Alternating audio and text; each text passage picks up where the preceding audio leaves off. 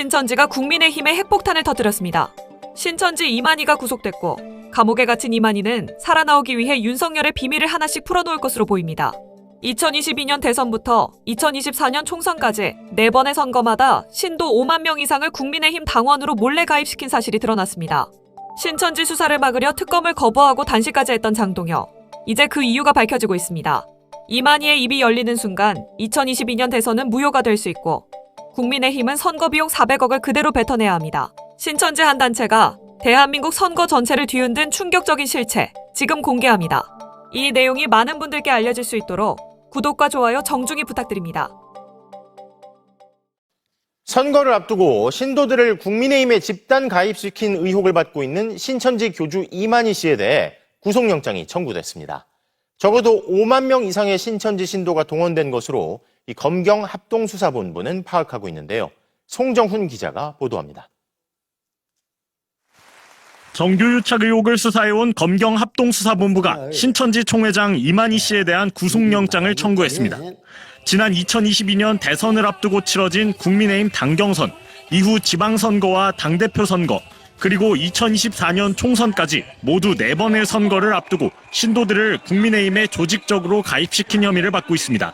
이번에 그 구속 소식 듣고 네. 10년 묵은 체증이 쫙. 와, 진짜 그랬을 것 같아. 예. 제가 말한 게 맞죠, 사실이죠. 예, 맞습니다. 예. 예, 저희 그 95세 고령이어가지고 네.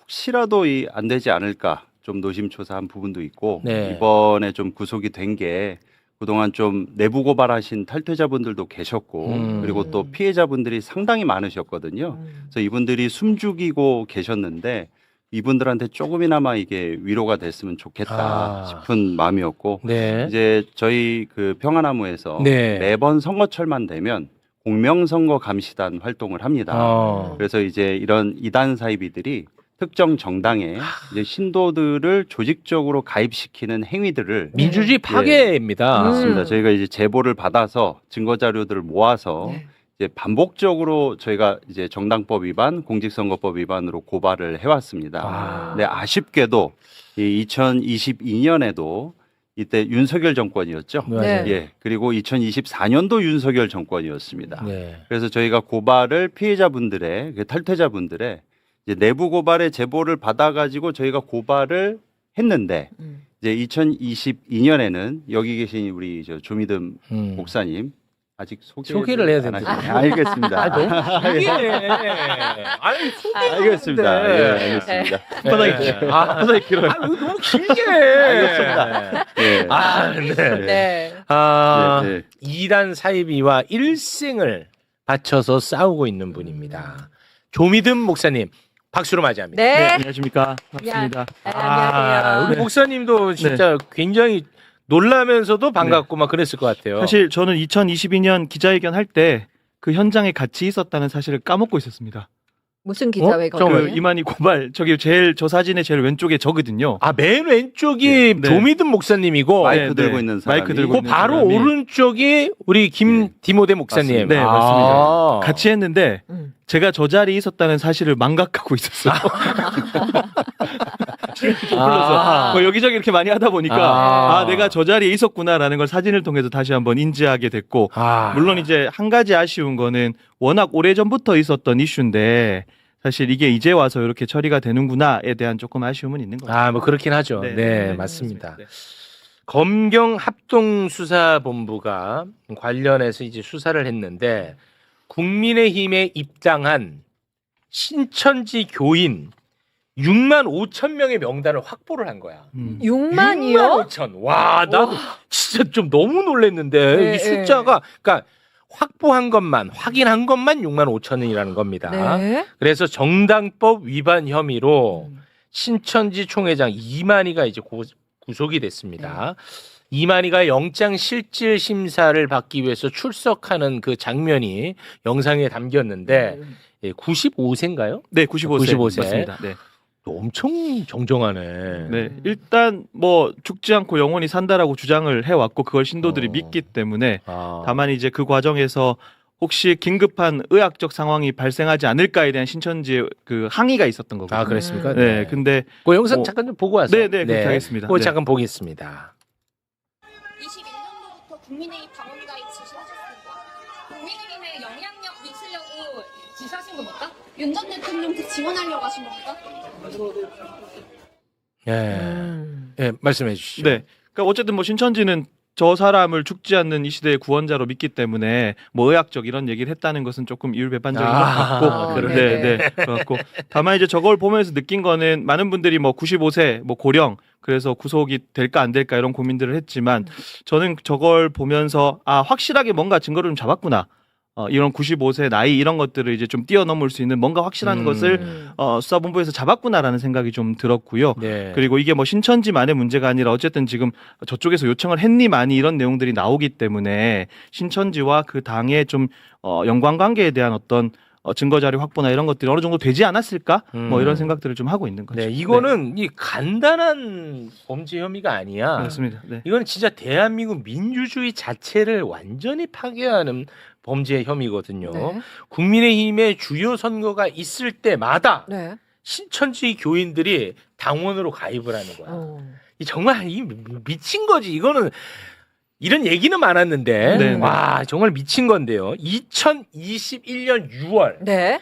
그러니까 2021년 6월까지는 국민의힘에 입당한 신천지 신도가 200명밖에 없었어요. 200여 명. 200여 명. 241명인데. 네. 그게 이제 어떻게 보면 자연스러운 숫자지. 그치. 그런데 네. 2021년 7월이 음. 굉장히 중요합니다. 왜냐? 네. 검찰총장이었던 윤석열이가 총장에서 나와서 이제 대통령 후보가 되기 위해서 국민의힘에 입당을 합니다. 네. 그 이후 음. 국민의힘에 입당하는 신천지 교인이 폭발적으로 증가를 하게 됩니다. 오, 네. 그리고 음. 이 보세요. 이 폭발적으로 증가를 합니다. 지금 그때부터. 6월에는 241명이었는데 네. 7월, 8월, 9월부터는 폭발적으로 완전 증가해요. 네. 그 이후에는 또 이 날짜가 잘못되어 있는 것 같은데 왜요? 맞나? 맞나요? 저 날짜가? 24년 6월 24년이 아니고 21년 21년입니다. 네. 21년. 아, 이거 아니야. 네, 내려 21. 내려. 제가 드린 거 아닙니다. 아, 내려. 네. 2021년 6월부터 2021년 6월에나 200명. 200명. 그러니까 윤석열이가 들어가고 나서 이제 폭발적으로 막 네. 증가를 합니다. 네. 그 이후에는 당 대표 선거도 있을 거고 네. 지방선거 뭐 많잖아. 네네. 그때마다 계속 폭발적으로 증가를 하게 되는 겁니다. 음. 근데 더 중요한 건 뭐냐? 뭐냐? 당시에 당비를 한 번만 납부를 해도 네. 투표권을 주게끔 바꿔요. 규칙을. 와. 그때 당 대표가 또 이준석 네. 대표님이시다. 이준석. 여기서 이름 나오네 이준석. 그렇습니다. 네. 그런데 검경 합동수사본부는요. 윤석열 측에서 신천지 측에 국민의힘 당원 가입을 요구한 정황이 담긴 녹취를 확보한 거야. 와. 일단 언론에 지금 공개가 된 게 요거 하나거든요. 그거 네. 한번 소개를 해주시죠. 녹취 내용이요. 내일 대통령 쪽에서 저희한테 사람을 보내요.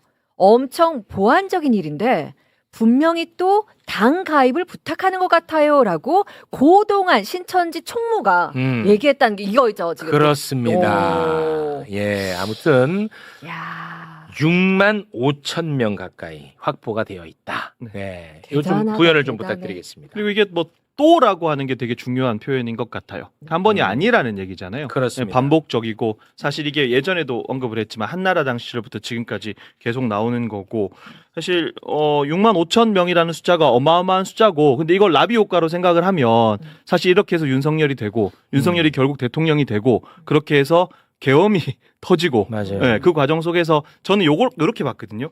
신천지와 국민의힘이 약간 동상이몽이었던 것 같다. 무슨 얘기냐 하면 국민의힘은 신천지가 제대로 파악이 잘 안 됐다라는 느낌을 많이 받았어요. 무슨 얘기냐. 얘네들 그냥 쓰다 버리면 되지 라고 하는 정도로 생각한 게 아닌가. 근데 신천지를 잘 이해하는 사람들 입장에서는 얘네들이 그래도 조직이 40년이 넘었거든요.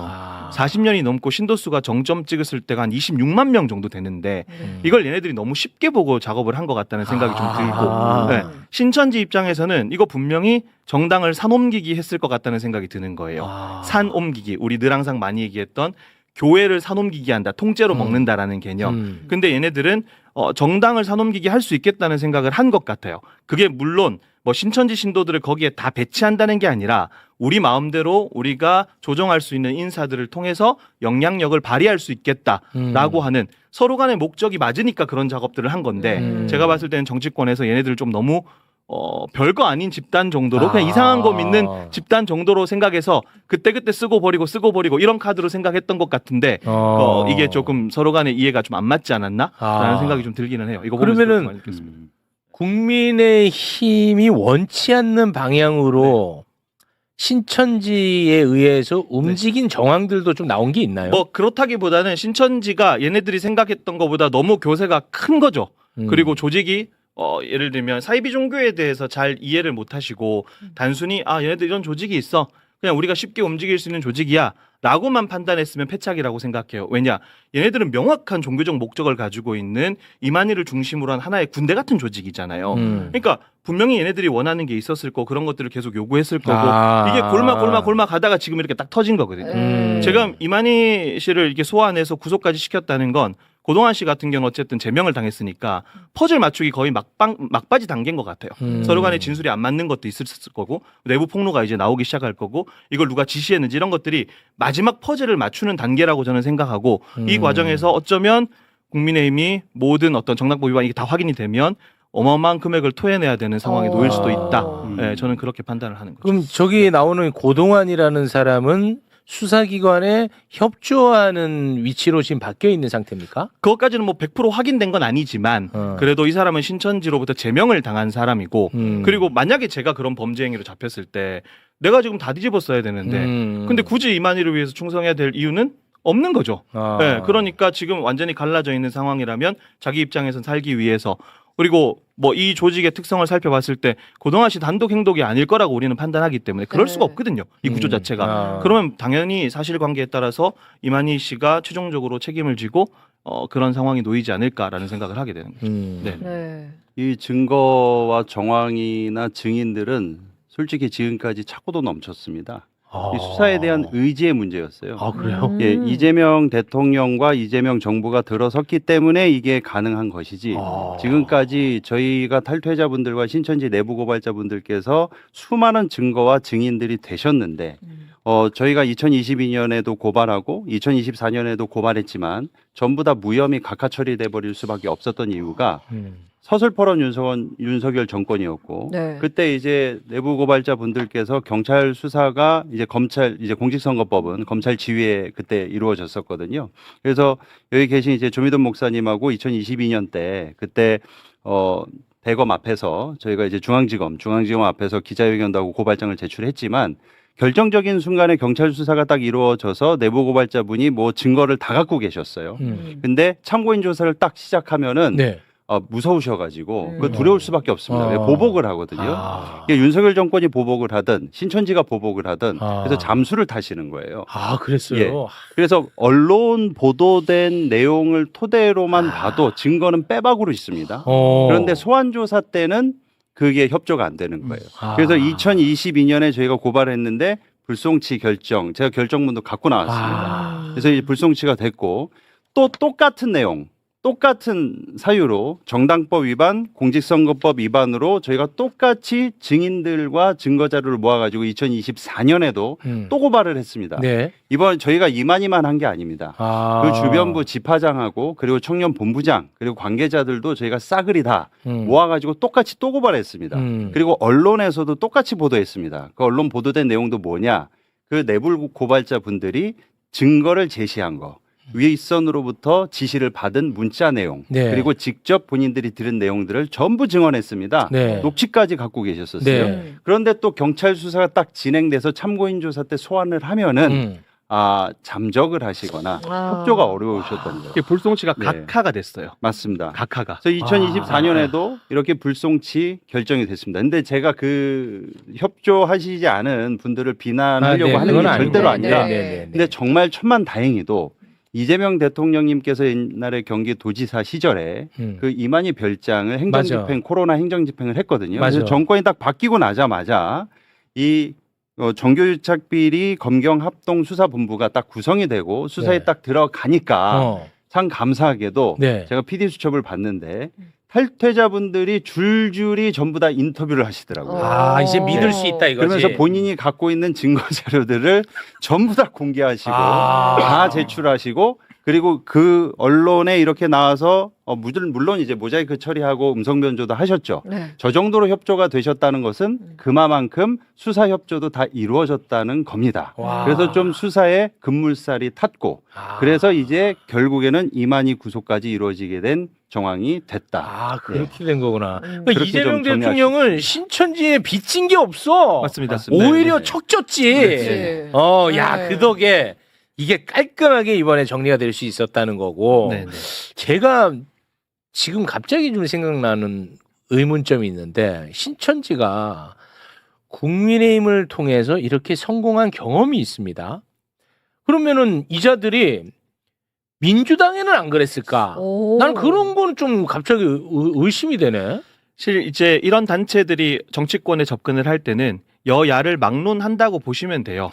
그래서 어떤 분은 그런 지적하시더라고요. 뭐 이중당적 확인해봐야 되는 거 아니냐. 네네네. 네, 그런 것도 좀 필요해 보이고요. 네. 다만 이제 국민의힘 쪽하고 오랫동안 그 유착 관계가 지금 우리는 2021년부터 얘기하지만 그 전신인 뭐 새누리, 미통당, 한나라당까지 거슬러 올라가니까 네. 그 오랜 관계가 뭐 다른 정당보다는 훨씬 더 깊을 수밖에 없어서 아. 네. 그래서 더 이렇게 더 많이 드러나게 되는 것 같고 그리고 어쨌든 이만희 씨나 뭐 그 사람들의 또 개인적인 정치적 입장이나 이런 것들이 있을 테니까 네. 아무래도 그쪽에 조금 많이 손을 대지 않았나라는 생각을 하는 거죠. 네. 그 실예로 그 예전에서 한번 다루신 적이 있는데 과천시 같은 경우에는 시의원 중에 신천지 출신이 있어서 저희가 고발해가지고 그 실체가 폭로돼가지고 그 시의원에서 박탈이 된 적이 있습니다. 매불쇼에서 그때 예. 사진까지 띄우고 네. 이름도 공개를 했잖아요. 네. 저희가 고발했던 사람인데 그런 식으로 정치인들을 키우려고도 하고 실제로 그리고 더불어서 이 국민의힘이 신천지로 인해서 경선 시스템에 문제가 엉망이라는 게 드러난 거거든요.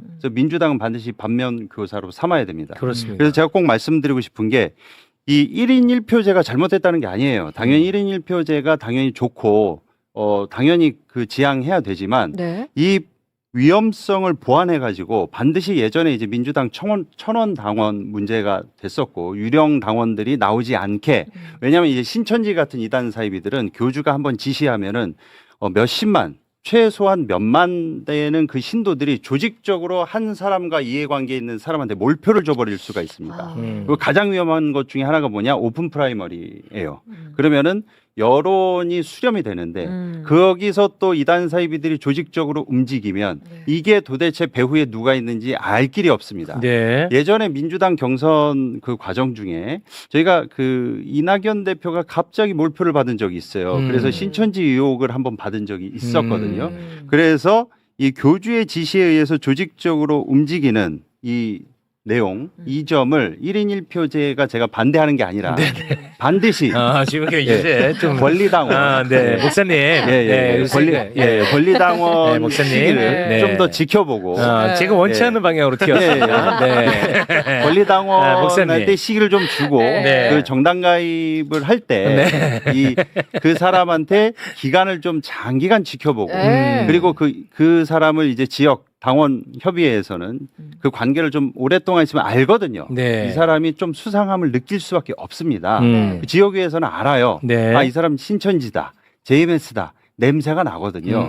그래서 이런 게 밝혀졌을 때 뭔가 그래도 특히 신천지 같은 경우에는 이재명 대통령에 대한 그 원수지간이거든요. 맞아. 사탄 취급을 해요. 맞아요. 그런데 이게 버젓이 들어와 있는 걸 알면 당내에서 무슨 분란을 일으킬지 모를 일입니다. 그렇습니다. 근데 이걸 뻐젓이 알고도 그냥 냅둔다? 그건 방치하는 거거든요. 그렇죠. 그래서 이런 것들을 당내에서 반드시 뭐 장치가 좀 필요해 체크하고 해야 보입니다. 된다. 맞습니다. 네. 네. 알겠습니다. 자, 그러면은 이제 이만희 구속 이후의 신천지가 저는 좀 궁금한데 이렇게 된다고 교세가 막 꺾이거나 또 그거는 또 아닐 수 있거든. 이걸 갖고 오히려 장사로 활용할 수도 있고 안에서 뭐 또 이인자들이 또 더 많이 생겨날 수도 있고 이게 좀 복잡해질 수도 있는데 지금 어떻습니까? 일단 몇 가지로 나눠서 생각을 해야 되는데요. 첫 번째는 이제 뭐 내부 신도들을 규합을 해야 되겠죠. 그러니까 보도 나온 거 보니까 이건 전쟁이다. 뭐 우리 영적인 세력들과 싸우는 거다. 이런 식으로 하면서 신도들을 규합을 하고 있는 거고. 두 번째는 제일 궁금해하시는 게 그거더라고요. 그러면은 만약에 이만희 씨가 뭐 그 사람들은 죽지 않고 영원히 산다고 믿겠지만 이제 곧 사망을 할 거고 나이가 워낙에 95세니까 예, 많으니까 그러면 이거 후계자가 어떻게 되는 거냐, 이인자가 어떻게 되는 거냐라는데 사실 요거는 후계자와 이인자를 좀 나눠서 생각을 하셔야 돼요. 후계자랑 이계자 달라요? 달라요. 그러니까 이게 사이비 종교의 특성 중에 하나인 거거든요. 후계자는 종교적 성향을 가지고 있어야 돼요. 종교성. 그러니까 이만희처럼 신격화된 인물이라든가 교리적으로 정점에 있는 사람. 이게 이제 후계자, 사이비 종교에서의 후계자의 개념이고 이인자의 개념은 행정적 실권을 가지고 있는 사람이에요. 요게 개념이 좀 다를 수 있습니다. 근데 신천지는 어쨌든 지금 고동안이라는 사람이 그 소위 말하는 행정적 실권을 가지고 계속 하다가 어쨌든 지금 뭐 제명이 되고 그 사이에 벌어졌고 지금 도는 루머로는 신천지에 법무부장이 있어요. 법무부장. 네, 그 사람이 현직 변호사입니다. 네. 현직 변호사이기 때문에 평시가 아니라 이 사람들은 표현대로 전시잖아요. 네. 근데 전시 때 제일 힘을 가질 수 있는 사람은 전장을 지휘하는 사람이란 말이죠. 얘네들 지금 법적으로 싸워야 되는 그 법적 싸움이 있어요. 그렇죠. 네, 법적 싸움에서 제일 그러면은 이 모든 것들을 끌고 가야 될 사람은 누구냐? 변호사죠. 법무부장이죠. 그러니까 이 이인자 역할을 아마 하지 않을까라는 생각을 하게 되고 법무부장 2인자. 네, 그리고 가능성. 종교적 후계자의 개념은 잘 안 보여요, 지금. 지금 안 보여요? 네, 잘 안 보여요. 왜냐하면 원래 예전에 이제 한 번쯤은 들어보셨을 김남희라는 여성이 있었고 이 여성을 종교적 후계 구도로 세우려면 교리적으로 막 바꿔야 되는 게 있어요. 사이비 종교들은. 그 작업들을 신천지가 엄청 많이 했습니다. 이 김남희라는 사람을 신격화하기 위해서 뭐 무박 3일 동안 신도들 모아놓고 교리 집체 교육하고 이런 과정들을 거쳤거든요. 그러면 이만희 다음 사람으로 어쨌든 종교적 정통성을 이어받는 종교적인 후계자가 나타나야 되는데 그건 안 보여요, 사실은. 지금. 혹시 뭐 혈연 관계는 없어요? 아무도? 양자가 있어요. 양자가 예, 있어요? 공식적으로 친아들은 없고 양자가 있는데 이 사람도 신천지 안에서 활동은 하고 있으나 종교적 후계자 정도까지는 아니에요. 그 정도는 아니라서. 신기하네. 네. 그래서 이 종교적 후계자를 놓고 그러면 얘네들이 분열을 할 거냐 모을 거냐 이렇게 해야 되는데 좀 복잡해요. 왜냐하면 신천지는 들어보셨겠지만 뭐 전국에 12개 지파가 있다라고 하잖아요. 네. 그 10이라고 하는 숫자를 되게 강조하고 그게 신천지 어떻게 보면 근본이에요. 신천지 교리에. 그러면 어떤 특정한 사람이 툭 튀어나와서 우리가 신천지를 이어받았다라고 말하기가 좀 어려운 구조예요. 그러니까 예를 들어서 그 사람이 10이라고 하는 이 12개 지파라고 하는 걸 깨트릴 수가 없어요. 일단 신천지는 유지가 되려면. 네. 근데 그 중에 누가 한 명 갑자기 툭 튀어나와가지고 뭔가 새로운 걸 만들기가 쉽지는 않은 상황이라는 거죠. 그 사람들은 그냥 다 신천지 신도들이 따르지 않는 아류가 되어버려요. 실제로 신천지 아류들이 되게 많아요. 그러니까 신천지 이 조직을 통째로 먹어서 종교적으로 후계 구도를 이어가기가 되게 생각보다 되게 좀 복잡해요. 그래요? 교리적으로. 네. 그런데 그걸 지금 할 사람은 보이진 않는다. 안 보여요? 네, 보이진 않는다. 종교적 후계자는, 교리적 후계자는. 왜냐? 그리고 일단 뭐 이만희가 죽지 않고 영원히 산다고 믿는데 누구를 쉽게 세우기가 좀 애매하구나. 구성상 좀 애매해요. 그러니 이제 만약에 이만희 사후에 어떻게 될 거냐라고 하는 건 말 그대로 그때부터 예측을 해야 되는 건데 교세가 굉장히 약화될 가능성도 없지 않아 있겠네요. 저는 그렇게 생각은 하지는 그건 않아요. 아니에요? 왜냐하면 지금 남아있는 사람들은 그건 아니야. 코로나를 거쳐온 사람들이거든요. 코로나라고 하는 그 신천지의 최대 위기를 거쳐서 위기였지. 남아있는 사람이에요. 그러니까 이 정도는 사실상 뭐 크게 문제가 안 될 거라고 저는 생각하고 오히려 저는 이만희 씨가 만약에 구속을 당하고 그 이제 소위 말하는 감옥에서 뭐 사이비 종교 교주들 중에 감옥에서 죽은 사람도 꽤 있거든요. 네. 그렇게 해서 문제가 생겨요. 그럼 신도들 입장에서는 수뇌부에서는 신도들을 설득하기가 더 편해져요. 왜냐? 우리가 이런 역사와 사명을 이루어가고 있는데 저쪽에서 방해해서 이런 문제가 생겼다. 그러면 다른 사람들을 세우기가 어쩌면 조금 더 쉬워지지 않을까라는 생각을 하게 되죠. 사명을 이어받을 사람이 새롭게 등장해야 되는. 그러면 신천지 신도들은 더 전투적으로 불탈 수밖에 없어요. 네. 그러니 사실상 뭐 이만희 씨가 죽는다, 구속당한다 그렇다고 해서 막 교세가 급격하게 막 떨어지거나 그렇지는 않지 않을까라는 생각을 하게 돼요. 생각과는 좀 다르네요. 네. 그리고 이제 여기서 추가적으로 제가 꼭 말씀드리고 싶은 게 뭐냐면 그럼 이런 신천지가 위기 상황 그 사람들의 위기 상황 속에서 활동을 아직도 여전하게 다양하게 하고 있어요. 제가 지금 이 방송을 마치고도 전화를 해야 되는 게 뭐냐면 신천지에 포섭당한 것 같아요. 이거거든요. 신천지에 포섭당한 것 같아요. 신천지에 내 자녀가 가는 것 같아요. 네. 제가 이 방송 마치고 바로 상담 전화를 해야 돼요.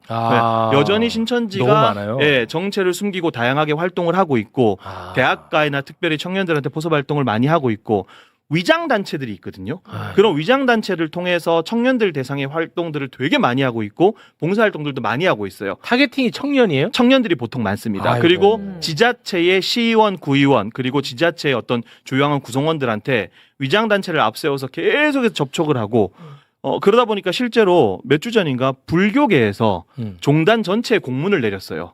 이 단체는 신천지 위장 단체니까 조심해라. 오. 같이 하지 말아라. 아, 기독교만 해당하는 게 네, 아니네. 네. 불교 계통에서 종단 자체로 공문을 내렸습니다. 대단하네. 네네. 그러니까 여전히 그런 위장 단체들은 활동을 하고 있고 그를 통해서 신도들을 계속해서 활동을 통해서 규합을 하고 여전히 신천지에 빠지고 미혹되는 사람들이 많이 있다라는 사실. 그러면 세력 확장을 하려고 매불쇼에도 위장해가지고 아니, 종교로 하죠?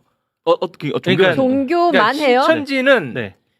예를 들어서 뭐 교회에서 땡겨간다든지 네. 뭐 절에서 땡겨간다든지 아니에요. 다 아니야? 할 수 있죠. 뭐든지 다 할 수 있어. 아, 다 할 수 있어? 네. 뭐든지 다 만들죠. 예, 예. 어떤 단체든지 만들 수 있고. 아, 그런 거예요? 네, 그럼요. 네. 나는 그건 몰랐네. 그러니까 내가 관계하는 사람이 신천지라는 걸 모르기 때문에 접촉 가운데서 문제가 생기는 게 이게 제일 커요. 아, 네. 종교 생활 안 해서 그걸 떼가는 게 아니고. 왜냐하면 오, 신천지가 그래요? 다양한 위장 포섭 활동을 한다라고 우리가 알고 있잖아요. 네. 근데 그걸 이제 광주광역시 그쪽에서 베드로 지파라고 하는데 거기서 만들었어요. 거기서 만들어 잘 되는 것만 보내는데 이미 얘네들이 10년, 15년 그 즈음부터 광주 지역에 있는 개신교인들은 다 해봤다는 거예요. 접촉을 다 해봤다. 다 해봤어. 네. 그러면 와. 누구한테 넘어가야 되냐? 그 다음은 천주교예요. 아. 천주교 어느 정도 다 해봐요. 그럼 어디로 가야 됩니까? 무신앙자나 불교계로 가야 되는 거예요. 네, 그러니까 얘네들은 단순히 뭐 기독교를 표방하고 개신교를 표방해서 사람들에게 접근한다 이렇게 생각하시면 안 돼요. 아. 네, 여기 안에도 있을 수 있을 있다는 수 겁니다. 있어. 맞죠? 그 말씀 이분들 하고 싶은 거예요. 중에도 있을 수 있을 수 있어. 있어. 항상 의심하는 자세가 중요하죠. 신천지는 신천지도 이단이라고 얘기를 합니다. 네. 신천지는 신천지를 이단이라고 얘기해? 그렇게 사람들한테 접근하기 위해서 그렇게 하는 케이스들이 있어요. 네. 우와, 진짜로? 거짓말을 해도 되는 게 교리화돼 있어요.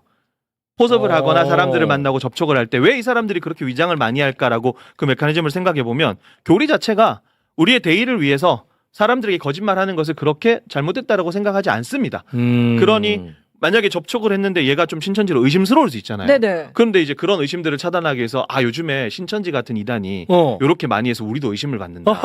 이렇게까지 한다는 거예요. 아, 진짜로? 네, 그러니까요. 그거는 안 되죠. 어떤 근데 이만희 XXX는 못하죠. 제가 그거를 물어봤어요. 탈퇴자들한테. 네. 근데 그게 가능한 친구들도 있대요. 네. 아니, 그러면 와. 어떻게 그걸 식별하냐고 난리 났는데, 지금? 한 가지 방법 말씀드릴까요? 네. 네. 이거 되게 단순한 거예요. 사실은 이거 보이스피싱 같은 건데 네. 저는 한국 사회에서 신천지 문제가 이렇게까지 커질 문제가 아니었다라고 판단을 해요. 무슨 얘기냐면 나한테 만약에 전도를 위해서 포섭을 위해서 접촉한 사이비 종교라고 하면 신천지라고 하면 무조건 한 모임으로 가요.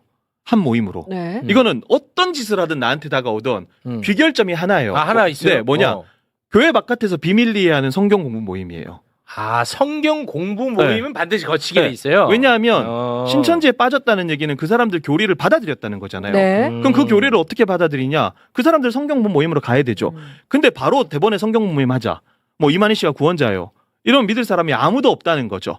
그러니 자신들의 성경 해석법을 가르치는 성경 공부 모임으로 데려가기 위해서 최대한 의심을 사지 않게 제가 개인적으로 상담했던 케이스 중에 신천지 신도가 자기 친구를 포섭하기 위해서 자신의 정체를 숨겼던 가장 긴 기간이 3년.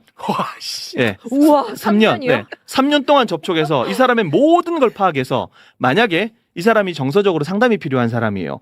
그러면 성경 공부 모임으로 바로 안 가죠. 상담으로 가는 겁니다. 와. 상담으로 가서 거기서 좋은 관계를 맺고 적어도 한 사람을 포섭하기 위해 얘네들이 절정일 때가 3에서 7명이 붙어요. 3에서 7명이. 예. 그래서 이 사람의 모든 삶의 영역을 신천지로 장악을 시켜버리는 겁니다. 그러니까 제가 보이스피싱이라고 얘기하는 거예요. 그러면 네. 우리 채용님이 외롭고 좀 와. 쓸쓸할 때 1군 우리 A급이죠, A급. A급이야 진짜 A급. 대상이에요. 네. 외롭고 쓸쓸하면. 그러니까 어. 그래서 제가 이단 관련된 거나 사이비 종교 관련된 상담을 받으면 두 가지를 확인을 해요. 첫 번째는 뭐냐면 가정 환경을 좀 확인을 해봐요. 네, 가정 환경. 그리고 두 번째는 뭐냐면 가정 환경이 어느 정도 괜찮으면 이 사람이 직업이나 학업 때문에 지역을 옮겨서 혼자 고립된 적은 없는가. 요 두 개 거의 다 걸린다고 보시면 돼요. 예. 외롭거든요, 사람이. 그러니까 관계로 다가오면. 이게 교리로 다가오면 안 가죠. 신천지인데 가시겠어요? 누가 갑니까? 아무도 안 가죠. 어찌됐든 뭐 3년이든 네. 1년이든 2년이든 네. 그 다음 귀결점은 성경 공부 모음이라는 거죠? 100%입니다. 이건 무조건 여기로 갈 그럼 거예요. 네. 그거는 네. 위장으로 뭐 덮지는 않죠. 성경 공부 모임 자체는 뭐 예를 들어서 네. 인생 공부 모임이라든지 뭐 주식 공부라든지. 주식 공부 그렇게 모임이라- 시작하면서 결국엔 성경 모임으로 가는 거예요.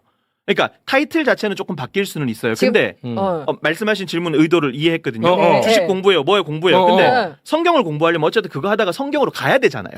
성경으로. 결국에는 어떤 걸 사용하더라도 그거를 성경과 엮어가지고 억지로 엮든 자연스럽게 엮든 결국에는 성경 공부 모임을 해야 돼요. 그거는 뭐 위장이 안 되죠. 네, 위장이 안 되죠. 다만 지금 그 어떤 분이 저 지금 역사 공부 모임 하고 있습니다. 네네. 다음 주 진도가 이스라엘 편입니다라고 지금 올렸거든요. 그 보세요. 그러면 만약에 거기가 신천지 아닌지는 제가 지금 특정해서 말할 알 수는 수가 없죠. 없잖아. 다만 이스라엘로 갔는데 어. 이스라엘에 관련해서 하려면 성경을 알아야 된다. 그래서 구약부터 살펴보겠다라고 하면서 대신에 이렇게 성경 모임하는 거 외부에 알리면 안 됩니다. 라고 진행하면 100% 신천지. 그건 100%야. 예. 성경 공부는 반드시 하고 네네. 그 외부에 알리지 말라는 것까지 같이 들어온다. 같이 들어옵니다. 그럼 100%지. 100%예요. 네네네. 와, 큰일 났네. 난가 봐요.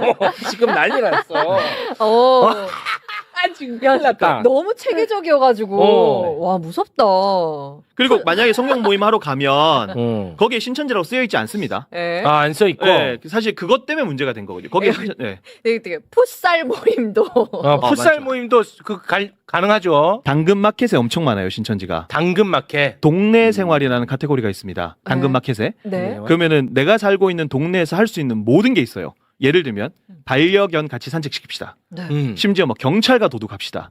그리고 뭐 풋살합시다. 뭐 뜨개질합시다. 엄청 많아요. 당근마켓에서 공지사항을 한번 올렸어요.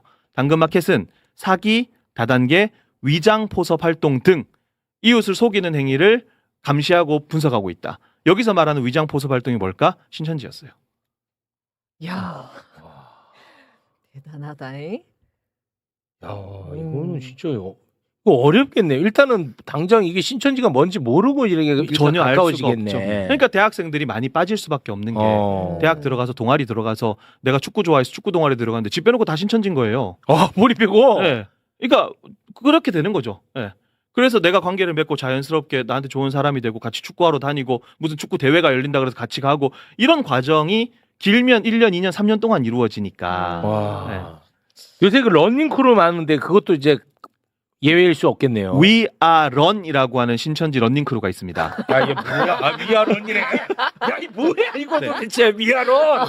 We Are One이라고 하는 신천지 청년 봉사단체가 있고요. 여기서 헌혈 활동이나 이런 거 엄청 많이 합니다. 근데 We Are One에서 만든 러닝 크루가 We Are Run이고 여기서 지금은 몇 개인지 모르겠는데 제가 확인했을 때 전국에 12개 지부를 만들어서 인스타그램 청년들 많이 쓰잖아요. 거기 들어가 보면 청년들 모이는 행사, 마라톤 행사 개최 이런 것들 엄청 많이 합니다.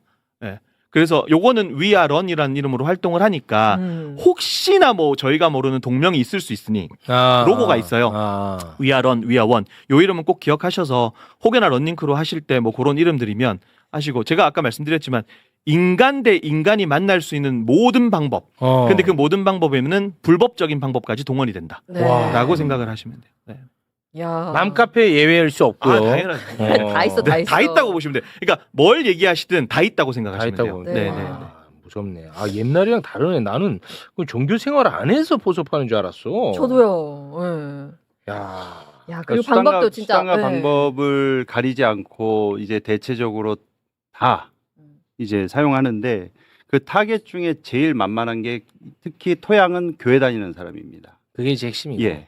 교회 다니는 사람은 더 포섭이 쉽거든요. 왜냐하면 어. 교회를 다니는 사람들은 일단은 성경 공부를 할 때 제일 잘 알아듣습니다. 근데 생 비기독교인들, 네네. 생 불신자들은 뭔가 이렇게 성경 가르치기가 쉽지가 않거든요. 그럴 수 그러니까 있죠. 이런 사람들은 성경 공부를 시작해도 ABC서부터 다시 시작을 해야 돼요. 아. 그래서 이런 포섭 단계에 들어가는 것은 무슨 여러 가지 뭐 러닝이나 역사 공부나 뭐 스터디나 여러 가지로 할 수 있지만 그 과정 가운데 제일 중요한 거는 이 사람이 원래 교회 다니는 사람이었냐 안 다니는 사람이었냐 그걸 체크를 해서 교회 다니는 그룹들을 따로 묶어가지고 좀 스페셜하게 얘네들서부터 더 정밀하게 타격을 한다는 거죠.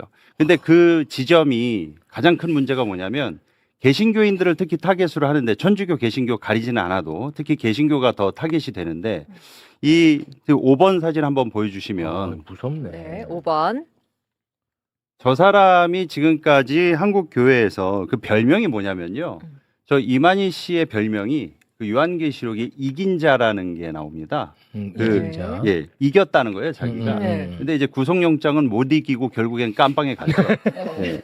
근데 저 지팡이를 든 벌 받을 노인한테- 겁니다. 저 지팡이 든 노인한테 한국 교회가 지난 수십 년간 유린을 당한 거예요, 사실상. 저 한 사람한테. 예. 그러니까 그 한국 교회가 그동안 기반이 얼마나 허술하고 연약하고 얼마나 그 기반이 개판이었으면 맞아요. 얼마나 처참하게 이렇게 유린을 당한 겁니까? 그러면은 이번에 구속이 됐을 때 한국 기독교나 개신교를 대표하는 기관들이 최소한의 성명 내야지. 내야죠. 맞아. 네. 찾아볼 수가 없어요. 또 희한해 나는. 네, 왜 희한하느냐? 이 사람들이 지금 어떻게 생각하고 있냐면 교회 폐쇄법 반대하는데 저게 종교 탄압의 신호탄이다라는 식으로 암묵적 동의가 있거나 지금 속으로 그거 걱정하고 있습니다. 바보들 아닙니까? 본인들이 신천지의 최대 피해자들이었잖아요, 그동안에. 그러니까 최혁진 의원이 발의한 그 법이 네. 사실상 이제 기존의 그 법이 너무 포괄적이어서 선거법 선거법 위반의 한한 이번에 이만희가 자기 신도들을 조직적으로 정당 가입시킨 이런 공직선거법에 한한 걸로 조금 이렇게 축소를 했거든요. 네. 그런데 이제 그 개신교계, 특히 기독교계에 있는 그 법인들이 자기네들의 이제 활동에 제약을 받거나 이게 문제가 될까봐 이거를 교묘하게 처음에 교회 폐쇄법이라고 했다가 이게 맞아. 안 먹혔거든요. 왜냐하면 교회는 비법인 사단이에요. 그렇습니다. 그러니까 이걸 또 이제 교회를 향한 이재명 정부의 이 좌파 정부의 탄압이다. 그러면서 교회 폐쇄법이라고 했다가 기독교 탄압이라고 또 이름을 절묘하게 요새 바꿨습니다. 예. 그래서 이것을 사실상 신천지는 명분일 뿐이고 교회를 향한 이게 종교 탄압의 신호탄이다. 이런 식으로 또 왜곡되게 받아들이고 있어요. 그러니까 이 엉뚱한 이 소리를 하고 있기 때문에 이것에 대한 기본적인 반성이 필요하다. 평탄할 노릇입니다. 아니 이거 네. 진짜 대한민국 개신교가 신천지가 최대 적이거든. 야 답답하다 진짜 답답해. 그러니까 교회 현관 문 앞에 신천지 출입 금지라고 백날 첫날 붙여놔 봤자 붙여놓잖아. 결정적인 이런 순간에 엉뚱한 쪽으로 이 삘이 꽂혀가지고 이런 식으로 행동하면 답답하다. 우리 시민사회로부터 어떠한 지지도 못 받을 뿐더러 네. 오히려 신천지는 지금 더 날뛰고 이럴수록 더 활기를 치는데 네. 예, 더욱더 자성하고 반성을 해야지 이런 식으로 나오면은 우리 시민사회 일원으로서 맞습니다. 지지를 받지도 못할 뿐더러 네. 더 개토화될 수밖에 없다. 알겠습니다. 이만희 신천지 총회장 이야기도 좀 해볼 텐데 구속이 됐습니다. 지금 95세라서 초고령이기 때문에 구속이 안 돼야 되는 거 아니냐 뭐 이렇게 이만희 측에서는 주장을 했는데 지금 국내에서 초고령자는 이만희보다 한 살이 많은 1930년생 96세라고 합니다. 그리고 90대 이상 수감자가 전국에 총 5명이 있고요. 그러니까 충분히 구속할 사유가 있으면 구속이 될 수 있는 거죠. 그죠? 저도 이거는 솔직히 기존의 관행에 비춰보면 95세 구속이라는 거는 상당히 이례적입니다. 하지만 이게 사안이 워낙 중대하기 때문에 그렇군요. 정당제도의 본질을 해치는 것이고 기본적으로 어떻게 보면은 이 본인들이 그 교세를 이용해 가지고 이 본인들이 처한 입장을 정치적으로 활용하려고 들었던 그런 부분에 대해서 아마 법원에서 상당히 죄질이 중하다고 보아서 구속을 한 것이라고 보여지는데, 뭐 이렇게 초고령이라고 해서 구속을 못할 것은 없지만, 뭐 말씀드리자면은 좀 이례적이다. 그건 분명히 말씀드릴 수 있을 것 같습니다. 그만큼 죄가 중하다고 본 것이다. 그렇게 보는 게 맞을 것 같습니다. 예. 사실 2020년에 이만희 회장이 구속이 된 적이 있어요. 그리고 건강 악화를 이유로 보석이 청구가 됐고 그게 받아들여졌거든요. 이번에도 같은 방식으로 보석을 청구할 가능성이 높다고 보여집니다. 예. 그렇게 보여집니다. 사실 본인이 고령이라는 이유, 그리고 의사 진단서라든가 이런 걸 최대한 활용해가지고 아마 지금 그렇게 보석 청구를 인용받을 수 있는 변호사를 구하러 다니고 있지 않을까 이런 생각도 해봅니다. 보석 네, 전문 변호사. 예. 정교 분리가 우리 헌법에는 명시가 되어 있는데 정교 유착의 가장 그 핵심적이고 상징적인 사건이 아닌가 싶습니다. 지금 신천지에서 그 이만희 회장이 직접 신천지 관계자랑 통화하는 장면도 있어요. 지금 대통령 쪽에서 사람을 보낸다고 한다. 가입을 부탁하는 것 같다. 아예 대통령이라는 이름이 나와요. 그래서 윤석열과 이만희가 모종의 그 관계를 맺고 당원 가입에 대해서 이야기를 한 게 아닌가라고 의심할 수밖에 없는 정황입니다. 그렇습니다. 예. 그렇기 때문에 그런 정황이 있으니까 추가 수사의 필요성이라던가 증거인멸의 가능성 이런 것 때문에 법원에서도 영장을 발부한 것으로 보여지고요.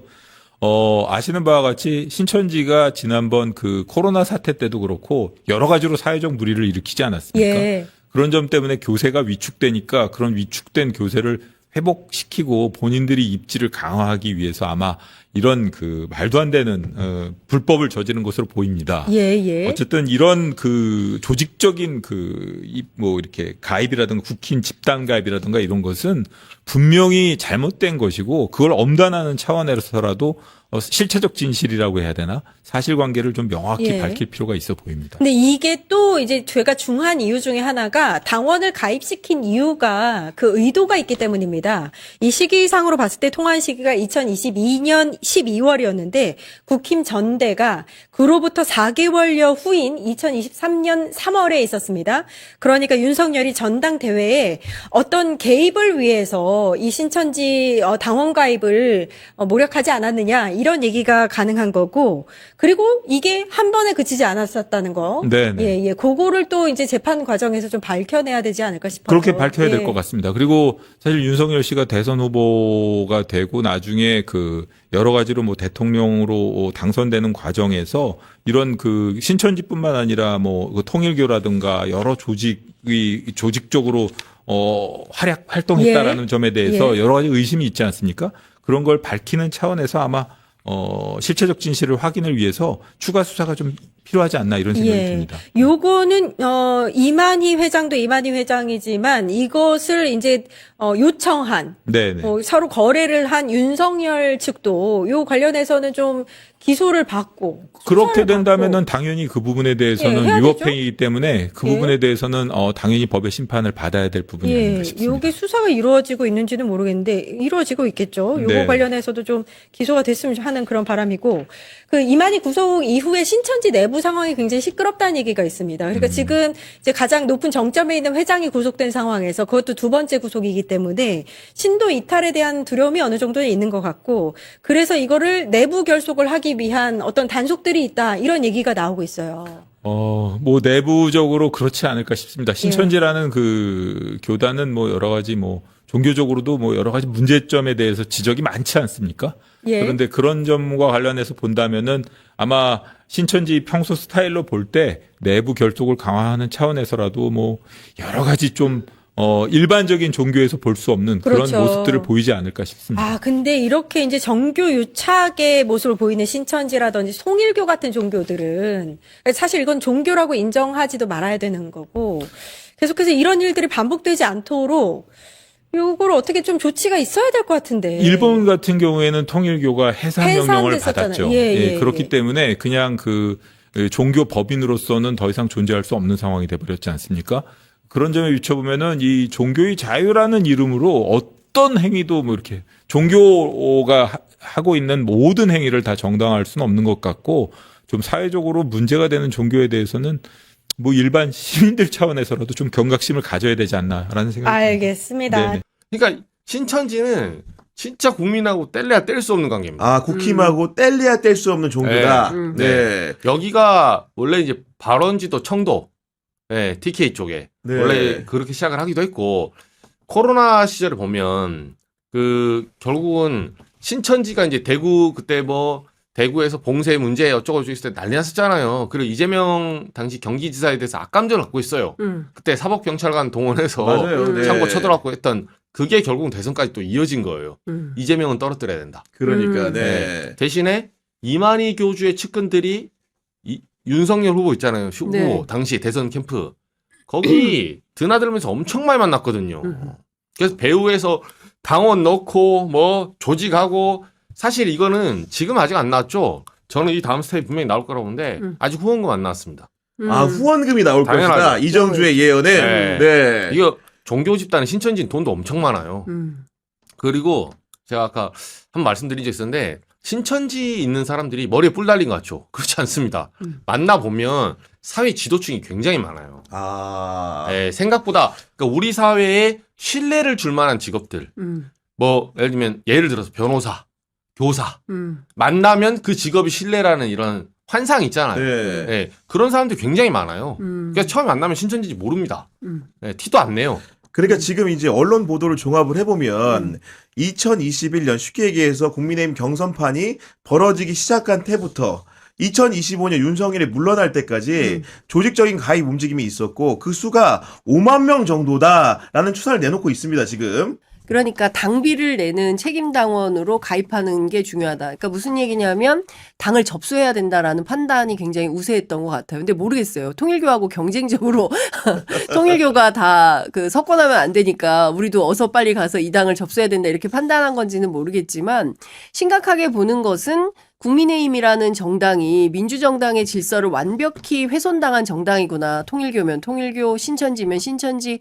일단 규모에서 매우 크다. 5만 명. 그러니까 그 특검이 확인한 그 통일교 교단은 3,000명이잖아요. 물론 이제 통일교면서 국민의힘인 게 20만 명인가요? 뭐 12만 명인가? 이제 이렇게 숫자는 정확하게 확인이 안 되지만 기억이 안 나지만 이제 그렇게 얘기를 했던 것과 달리 특검이 확인한 숫자는 3,000명인데 신천지 문제는 꽤 오래전부터 국민의힘 주변에서 특정 종교 집단이 대거 입당해서 그 뭡니까 경선의 그 경선과 본선을 좌우한다라는 소문은 굉장히 많이 있었잖아요. 근데 이번에 이제 JTBC를 통해서 숫자가 확인된 거는 처음인 것 같고 그런데 이제 정치인들은 암암리에 다 알고 있고 특히 김상우 의원 같은 경우에는 울산 지역구 같은 경우에도 지역에 엄청나게 큰 교회가 신천지가 있다는 거예요. 그렇군요. 그런 교당이 네. 그러니까 그런 교당이 있는 동네 특히 경북 지역 같은 경우에는 굉장히 그 청도 뭐 그 지역을 중심으로 해서 맞아요. 교세가 굉장히 확장되어 있다는 거죠. 이제 그런 데서 정치하려면 신천지 도움 없이 정치가 되겠습니까? 안 되는 거잖아요. 그러니까 당연히 모종의 이제 관계 설정이 있었을 것이다라는 의심이 가능한 거고 그런 측면에서 보면 특정 종교와 정당이 결탁해서 하면 반헌법적 행위가 자행됐을 수 있으니 검경합동수사본부에서 들여다보는 건 너무 당연한 거고 특검에서 저는 2단 특검이 제일 맞을 것 같아요. 이번에 하는 특검은 통일교, 신천지 이거 명명을 한다면은 그렇습니다. 이런 것들을 떼어내지 않고서 정치가 정상화될 수 있겠습니까? 그러니까 끊임없이 비정상적인 정치 행위가 벌어지는 것 중에 하나가 저는 이 종교와의 결탁된 문제 때문이 아닌가 싶어요. 저도 개인적으로 가까운 정치인이 사실 이분 민주당 분인데 이제 광주 지역에서 출마를 한번 이렇게 하셨던 분이에요. 신천지예요? 그러니까 그 말씀을 제가 드릴게요. 신천지라는 게 아니고 그분이 이제 그 선거운동을 하는 와중에 굉장히 가까운 명망 있는 지인이 연락이 왔다는 거예요. 그래가지고 그 신천지라는 걸 속이지는 않고 한번 사무실을 만나봐라. 그래가지고 이제 왔더니 앉아서 하는 얘기가 이분이 당시에 그 사실은 민주당 같은 경우 광주 지역에서 공천을 받으면 당선이잖아요. 그쵸. 예선이 치열한 거 아닙니까? 경선에서 2등을 하고 있었어. 1등과 별 차이가 없는. 근데 신천지가 찾아오더니 도와주겠다. 우리가 당원 2,000명 있습니다. 이렇게 나왔다는 거야. 그래가지고 자기가 솔직히 말하면 그 순간에 머리가 정말로 복잡해졌대. 왜냐면 이것만 조금만 더 보태면 이기니까 후보 될 수 있을 것 같으니까 했는데 어쨌든 간에 그분은 그걸 이겨내고 이제 나가서 배웅하는 과정이었는데 통상적으로 국회의원 후보 출마자들 그 사무실 1층에는 입간판 같은 게 있잖아요. 그쵸. 근데 그냥 좋게 내보내려고 했는데 거기서 또 사진이라도 같이 찍으면 안 되냐고 했다는 거야. 그럼 간단하죠. 그게 어떤 용이겠습니까? 보고용이잖아요. 그쵸. 그래가지고 이제 그것도 매몰차게 거절했다고 하면서 실제로 정치하는 과정에서 이 신천지 교인들이 당원들을 믿기로 해가지고 선거를 도와주겠다 이렇게 해가지고 만약에 한번 수에 말려들면 덕을 보면 그 다음부터 신천지가 부른 행사에 안 갈 수가 없답니다.